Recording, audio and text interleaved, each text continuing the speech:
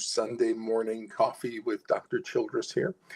Today I'm going to be discussing emotional signaling. This is part of the language and communication system, and it's very valuable to understand emotional signaling when dealing with protest behavior, oppositional defiant behavior, tantrums, the child's too angry, too anxious, too sad, whatever's going on emotionally, and that's kind of got the child locked up behaviorally. Emotional signaling is part of the process to help release that and help get the child back onto a healthy developmental track. And the understanding of emotional signaling comes out of early childhood mental health regarding the brain development of all these brain systems relative to how the emotion system works together with the language and communication and ultimately the frontal lobe thinking systems. So we'll walk through that today regarding emotional signaling. Now, the first thing I want to bring up, and I'll talk about this later, is I'm going to recommend that you check out The Charismatic Voice, Elizabeth Zarhoff, and particularly the Bohemian Rhapsody one that she's just recently put up.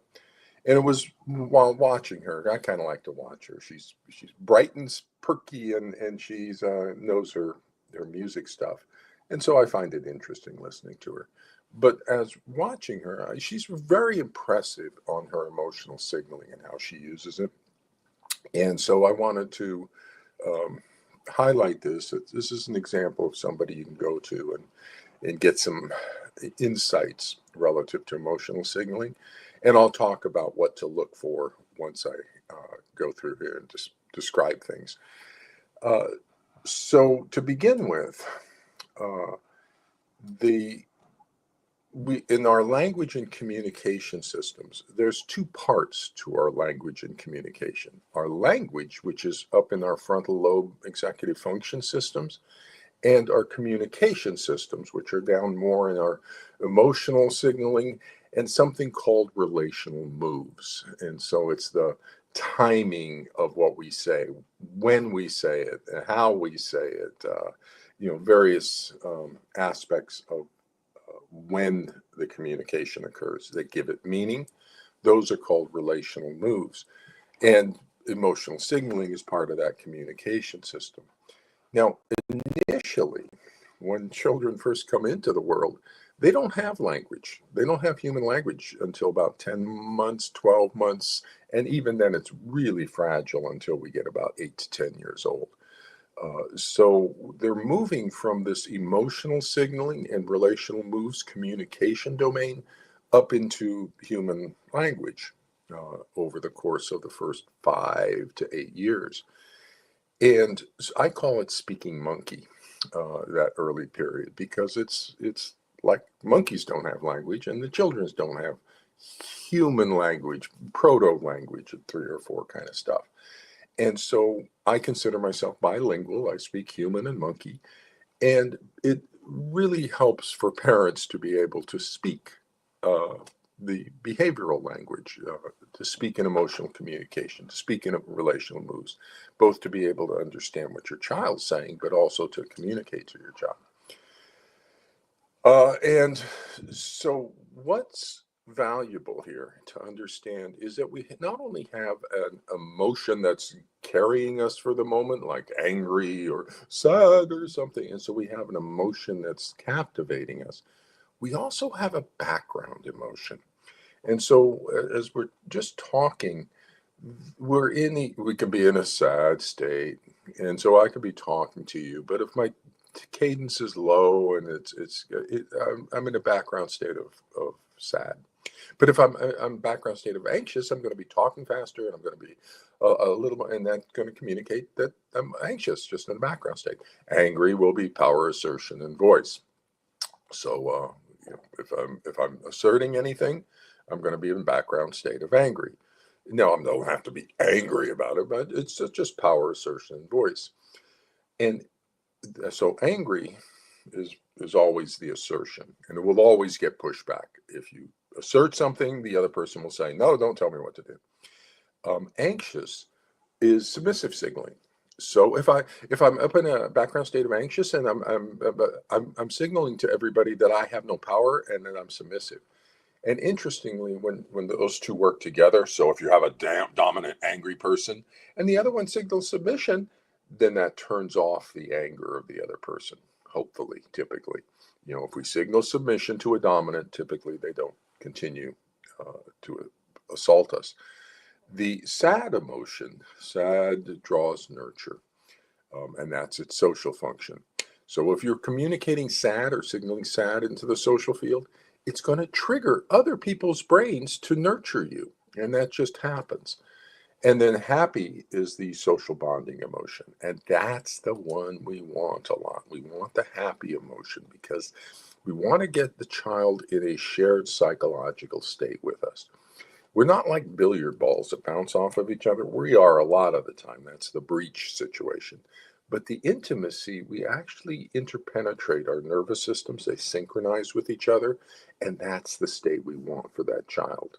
We want minor breaches and repair sequences, but we want to get that solid intersubjective field, it's called, that connection system.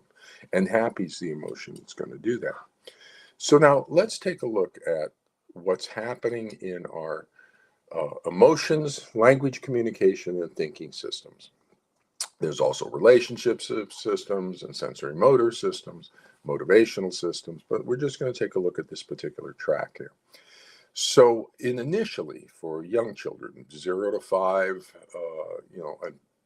primarily infancy, 2 years old, 3 years old, and then it starts to develop. We have what's called catastrophic emotions, and they are explosive expressive. And so you see that little infant and they just cry like there's no tomorrow. It's not anger, it's rage. It's not sadness, it's sorrow. And it's not, anxiety, it's terror. It's catastrophic emotions.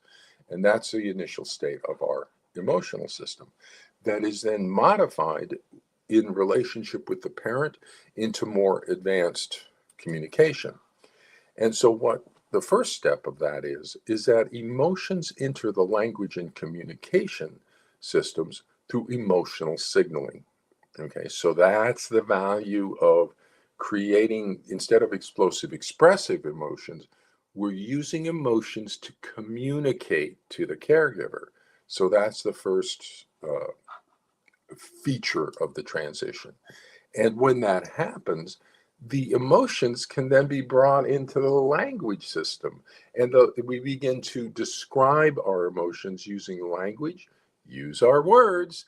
And so we give, instead of using anger as a communication, the emotion, the child can say, I'm angry at you.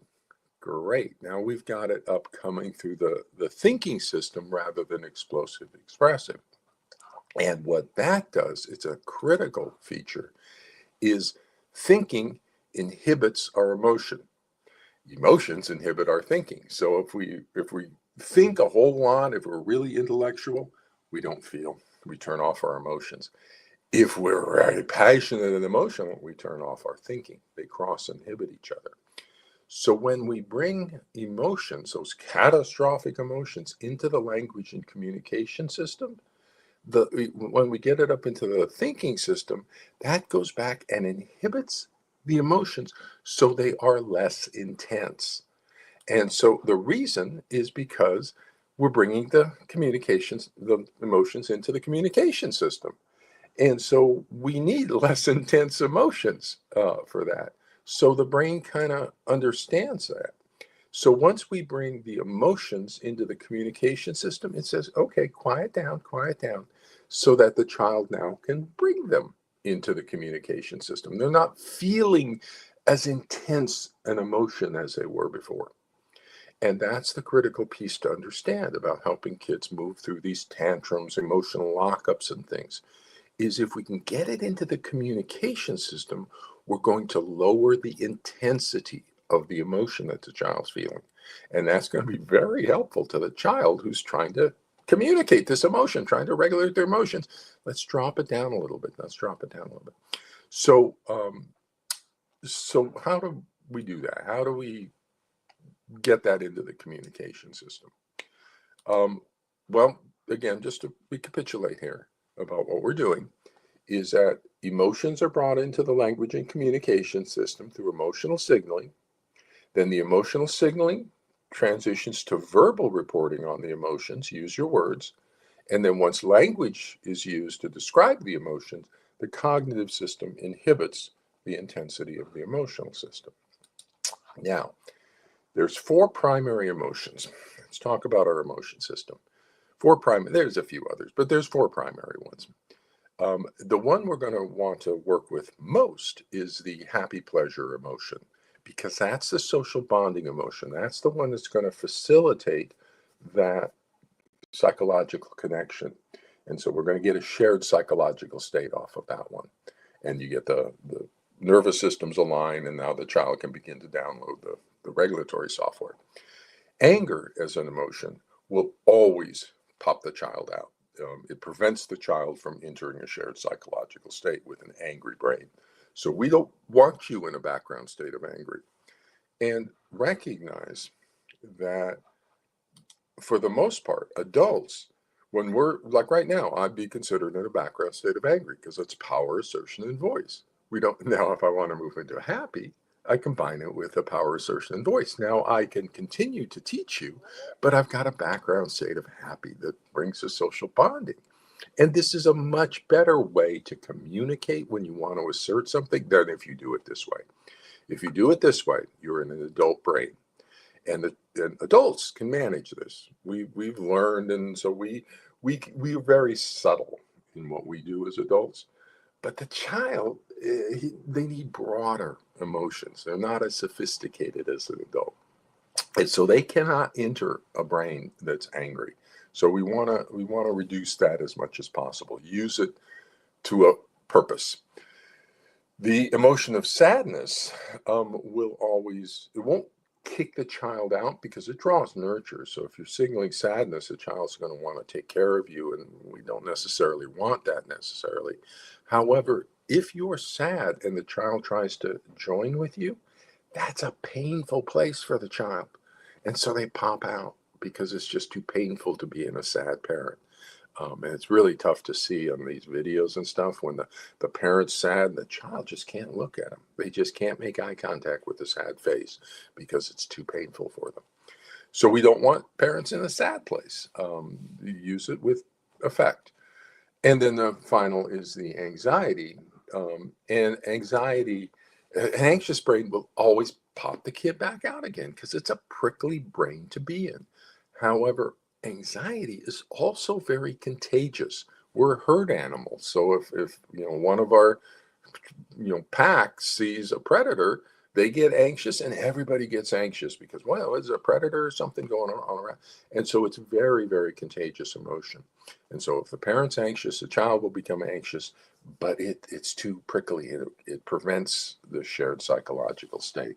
So we want to avoid all those other 3 emotions and try to remain in the happy emotion. Now, the happy pleasure emotion, just to describe that for a second, that the emotion of happy pleasure is a social bonding emotion. And it's the one that integrates the brain. In addition, the other 3 emotions don't combine. Anger, it turns off the weak emotions of sad and afraid. Anxious turns the brain on, sad turns the brain off. Those don't combine. Happy combines with everything. So you can add the happy emotion, just smile. And it's a brain hack. Every time you smile, you dose your little brain with a little happy chemical, and you can add it to whatever emotion is currently involved. And it's always a pleasant thing to do, good thing to do. And the happy emotion is also the emotion that creates a shared psychological state, the intimacy, that's a relaxed shared state. And the emotion of happy pleasure is contagious and it spreads from brain to brain. So if you remain in this happy state with the child, and it doesn't have to be broad or anything, it's just a pleasant background state of like this. And if you can maintain this relentlessly, it's really hard for other people not to enter that same state and just begin to relax and just begin to become happier because you're happy. It is a contagious brain state. So returning to our four emotions and communicating with them, using them, understanding your tools. The first is we want to remain in the happy pleasure state. That's a desired background emotional tone. And we would like to be, as a therapist, I'd like parents to be there like 80 to 90% of the time. Not big, broad, happy, just relaxed, pleasant, available, somebody that's approachable because you're kind of a nice person. And you see, I can keep it going if I just keep a little smile going. I can keep myself in a little background state of happy. And it's a really good state to approach the child in. So whenever you're making contact, that first contact, try doing it from a happy place to draw the child into you rather than Michael, stop doing what you're doing. You're like, Michael, what's going on? What are you doing? Now you can get angry at them for what they're doing, but for the most part, you want to do that from a positive place. Now, for the emotion of anger. Anger will always kill brain cells. It puts in toxic chemicals in our brain. Pull that. Anger puts in toxic chemicals in our brain that will kill brain cells. And sometimes that's a good thing. So if I've got a preschooler and he wants a toy and he goes over to the other kid, takes the toy and hits the kid. Well, I want all of those brain connections between I want the toy, I'm going to hit the other kid. I want them gone. I want to prune them out of those pathways. One way to do that is to produce a little toxic chemical in the brain. Michael, what are you doing? And that'll produce the chemicals and it'll kill off those connections between I want the toy, I'm going to hit the toy. However, when we do that, when we use anger as a communication signal like that, then we've got toxins in the child's brain and we have to clear those. So, Stephen, what happened here? You do that, blah, blah, blah, blah, and you get angry. Then you got to go back and go, come here, Stephen, come here, give me a hug. So what's going on, bud? What's going on? You got to repair that bond, clear those chemicals out, and restore that breach and repair. The anger is going to be the breach. You want to repair. Now, for the sad emotion, so you just want to tap anger. You don't want to stay in anger very long. You tap it, you go back to happy. You can tap it again, but go back to angry. And remember, you're not using anger as a discipline technique. It's a communication of your displeasure. So it doesn't have to be big. The anger display is just a communication to the child that you're upset. You put the toxic brain chemicals in, that's enough. You do not have to yell at the kid for half an hour. You've done your communication job. Move back to happy and move the communication process through to completion, your breach and repair. So the same thing with sad. When you communicate sad, you don't want to stay there very long because the child cannot bond to you when you're sad and will actually drive the child away. What you want to do with sadness is just tap it to signal compassion because the child is sad. So typically when the child's sad, we'll come over and go, oh, sweetie, what's wrong? We'll enter the same kind of sad state. And that's a compassion. That's a shared state of their sadness, that they're not alone in their sadness. But we always want to be less sad than the child because we're going to be moving the child from sadness over into that happy state. So we're going to be transitioning them like this. And so we want to get the connection, less sad, and then move them through the connection that they have with us. As we move, they move. So, sweetie, what's going on? Oh, you poor thing. Oh, geez. You know what? And they get a little chuckle, and boom, they move with you as you move to the happy state.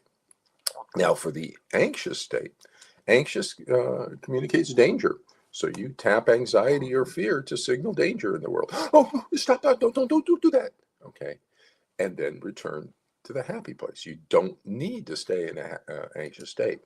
And if a parent is in an anxious state, because anxious triggers the attachment networks. If a parent's anxious, the child says there's a predator around out here. And so they're anxious.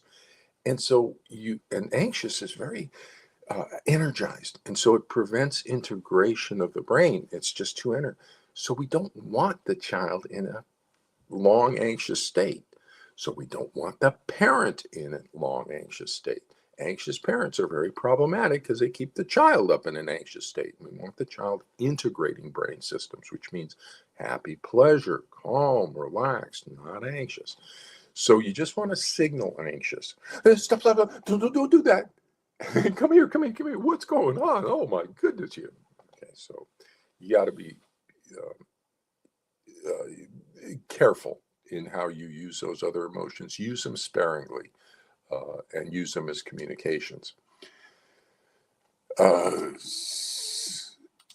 So now returning to the charismatic voice here in Elizabeth. One of the things she uses happy just wonderfully, and I do too. You can see all the emotional signaling I do, and that's because I work early childhood, and particularly the eyebrows. The face opens up. Okay, and when you give a little child, an infant or 2-year-old or something, when you're giving him your face, open it. Open that, and they can see it, they can read it. And if you want the developmental level, think what cartoons do for children, how they can very broad emotions, so it's children don't respond to subtle, you kind of have to show them. And so display the emotion. Oh my goodness, that's so exciting. Oh, you must be so sad. You amplify it a little bit. And so Elizabeth does that wonderfully on the happy emotion. And so she just signals happy all the time. And you just watch how she smiles and her face lights open and stuff. And the thing I want you to notice is how that makes you feel. Okay. As you're watching her, notice how contagious it is. Notice how you get excitement from her excitement. You're so excited about something that has no meaning to you, but she's so excited about it. So you just kind of go, yeah. And how it keeps you involved. The second thing to notice is even when she goes down into the power, assertion, and voice statements, when she's analyzing something about Freddie Mercury's voice or something, so she's in a teaching mode, which would generally be an angry background state, power, assertion, and voice. So if you're teaching something, you would go into the more assertion voice. But she stays in the happy. Okay, it's a very mild background of happy, but you can still feel it's not an assertion that gets any pushback from you. It's still something that draws you in. And the reason is because she's so good at doing this. The more the brain builds on the principle of we build what we use. So the more you use a brain system, the more grooved in it gets, the easier it gets, the more chemical. And because she's just dosing her brain up with this happy chemical all the time, then when she goes down to talk, she's still got this residual happy there that shows up in her tone, her voice, and everything that she does. Now, the other feature about emotional signaling that I think she does well or presents well is that it's authentic. Okay, it's not manipulating the child or the other person, because what you're doing is you're allowing the other person to see into you. Okay, you're not having any defenses there. You are entirely vulnerable. We are never more vulnerable than when we're happy, because then we can be disappointed. We have no defenses up there. We're just totally open. So when she's communicating this happy, she's just totally vulnerable. That makes us feel safe. We kind of know we're safe, and she's letting us see in, and then she starts talking about stuff. We realize she's not putting it on. This is just part of who she is, because she's not displaying for us. She's just happy. She's just communicating that way. Now, she is an actress. She's an opera singer. So she's trained to present emotions, whatever emotions she wants. And she's a video, YouTube creator, getting millions of views and lots of money. And so it's obvious that if she's a happy person, people come and listen because she's so happy. And so it's definitely a marketing of value to her.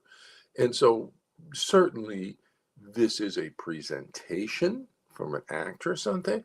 However, when you watch her, you can get it's authentic. She could not pull this off if it wasn't authentic. And so with that, well, the things I kind of want you to take away from her is watch how the face goes open and watch how she's just here and how that makes you feel. That's what we want the child to feel. We want them to feel that they can approach you, that you're a resource. Could you, if you had a problem, could you go ask her and say, "Hey, I got a problem"? Do you think you'd get an angry response? No, she'd be like, "Oh, you poor sweet." That's what we want the child to feel coming in. And so, and particularly when it's the eyebrow, watch the eyebrows and the face open up. Um, Now, for the returning back to emotional signaling, wrapping up here, is when we attune to an emotion, we amplify it. When we misattune to the emotion, we dampen it. And the way to think about that is like the two people are these sine waves, these waves going up and down. And if the two people are on the same wave, they go up at the same time and down at the same time. That's an attuned emotion. The child is sad and the parent's nurturing. The child's happy and the parent's happy. The child's angry and the parent's, you repairing that. Then if the two are amplifying, then the emotion gets higher. If the two are going up and down out of sequence, then that's going to dampen the child's emotion. That happens in the family courts when the child comes back from a visit with the targeted parent, and the live parent says, "How are things at the other?" And they say, "Oh, great, I had a great time." And the parent goes, "Oh, oh," and they turn away and they get sullen and angry. The child is happy. The parent is upset. So that's going to dampen the child's happiness because they're out of sync. Now, if the child says, "Oh, I had a horrible time. I hated it there," and the parent goes, "Oh, you poor thing, come here, give me," that's amplifying it. That's an attuned response to the child's distress. So now the child's going to present more distress. So, on emotional signaling, what you want to do is when you get that shared state, you want to amplify the emotions and things that you want to see more of, and you want to misattune, a little dissynchronous with the ones you don't want, like the anger. So you don't want to go angry with them. If they're sad, you want to join sad, but you don't misattune with that a little bit so that you can begin to move them away from that. So that's one way to think about using emotions, attuning to the emotions and misattuning. And we'll all have more to say about that later. The other feature about emotional signaling is, and this is really important to understand as moving forward, is when you act as if the child's emotions have communicative value, you give the child's emotions communicative value. So initially, that infant isn't thinking, "I'm communicating to my parent." They're just hungry or distressed, and they don't even know what the stress means. They're not communicating with intention. However, when the parent responds and tries to figure it out, what is it? Are you sleepy? Do you have a poopy diaper? Are you hungry? The child goes, "Wait a minute, somebody's out here listening to me." And so then they try to use their emotions to communicate. And in infancy, the mom can hear the change from that's a sleepy cry, and that's a pain cry, and that's a hungry cry. And so the child's cries can take on a little bit different meaning, and then the emotions become signaling, and then we get up into language and words. And so that all comes from the parent acting as if the emotions had communicative value. So that's what I want you to do when you're out with your kid and they're having some sort of emotions. What is the child trying to communicate to you? And the moment you ask yourself that question and try to figure that out, you are giving the emotions communicative value, and that will help the child move those into the communication system, and then we'll get the inhibition.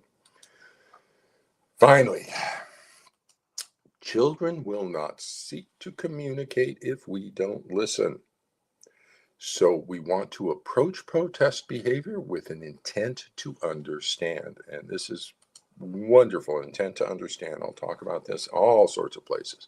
Our intentions, our organizing intentions. And this is the one you want, the intent to understand, because that's going to give communicative value to the child's emotions.